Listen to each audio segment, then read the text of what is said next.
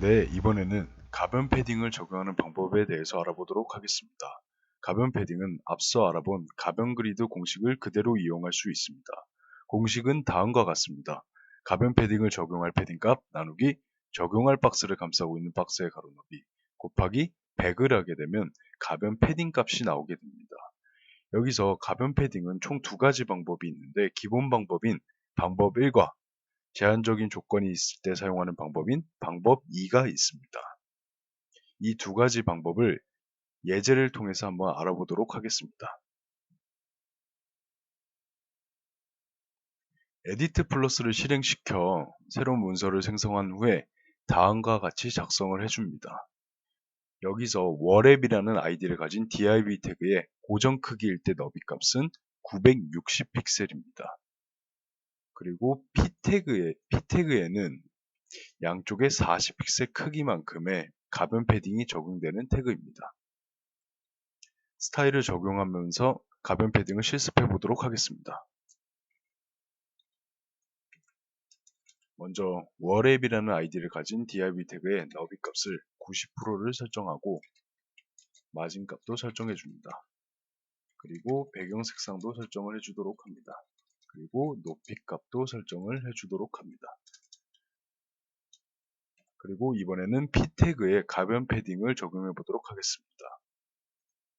먼저 계산기를 실행시켜 40픽셀 나누기 상위 태그인 월앱이라는 아이디명을 가진 div 태그의 너비 값인 960픽셀을 공식에 대입한 후에 엔터를 누르게 되면 0.041666.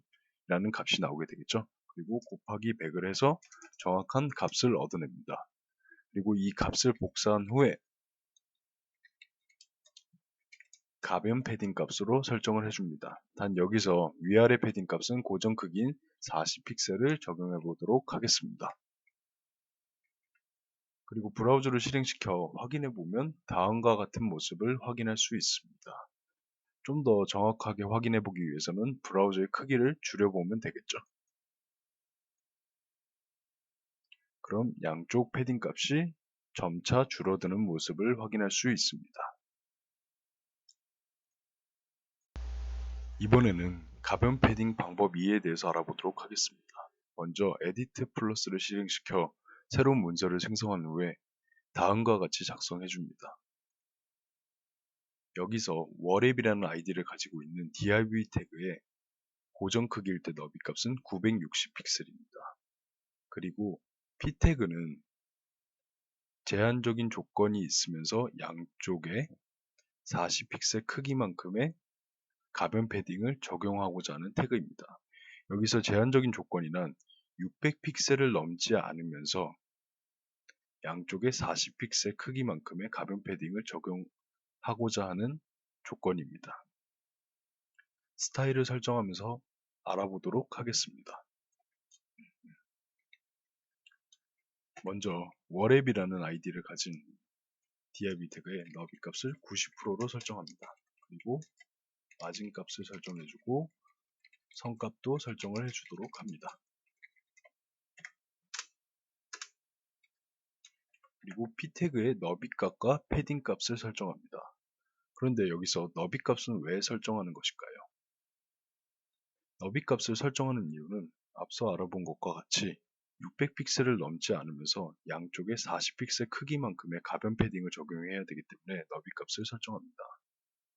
예로 600픽셀을 그냥 너비 값으로 설정하고 양쪽에 40픽셀을 적용하게 되면 680픽셀이 되어 조건에 충족하지 못하게 되겠죠.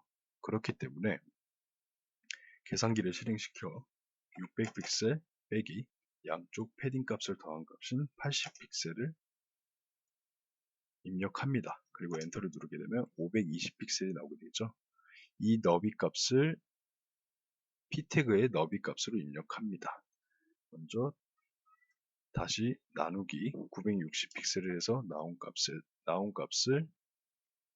너비 값으로 설정해야 되겠죠. 좀 더 정확한 값을 얻기 위해 곱하기 100을 합니다. 그러면 54.166667이 나오게 되겠죠. 이 값을 그대로 복사한 후에 너비 값으로 설정합니다. 그리고 패딩 값을 설정해야 되겠죠. 패딩 값은 40픽셀 나누기 여기서 960픽셀이 들어가야 될까요? 600픽셀이 들어가야 될까요? 여기서는 960픽셀이 들어가야 되겠죠. 그 이유는 패딩 값은 박스의 너비 값에 포함되기 때문입니다. 아마 CSS 박스 모델을 공부하신 분들이라면 알겠지만 패딩 값은 박스 너비 값에 포함된다는 점을 알고 계시겠죠? 그렇기 때문에 600픽셀이 아닌 상위 태그인 워랩이라는 아이디를 가진 div 태그의 너비 값인 960픽셀을 공식에 대입을 해야 합니다. 공식에 대입을 한 후에 엔터를 누르게 되면 0.0416666 점점점 값이 나오게 되겠죠. 여기서 정확한 값을 얻기 위해 곱하기 100을 해줍니다. 그러면 4.166이라는 값이 나오게 됩니다. 이 값을 그대로 복사한 후에 가변 패딩 값으로 설정을 해줍니다. 단 여기서 위아래 패딩 값은 고정 크기인 40픽셀로 설정을 해줍니다. 그리고 마진 값을 설정해준 후에 배경 색상도 설정을 해주도록 합니다. 그리고 저장을 하고 확인을 해보면 다음과 같은 결과물을 확인할 수 있습니다. 가로 너비는 600픽셀이면서 600픽셀을 넘지 않으면서 양쪽에는 40픽셀 크기만큼의 패딩 값이 적용된 모습을 확인할 수 있습니다. 좀 더 정확하게 확인하기 위해서는 브라우저의 크기를 줄여보면 되겠죠. 브라우저의 크기를 줄여보면 너비 값은 적용되면서 양쪽 패딩 값이 줄어드는 모습을 확인할 수 있습니다.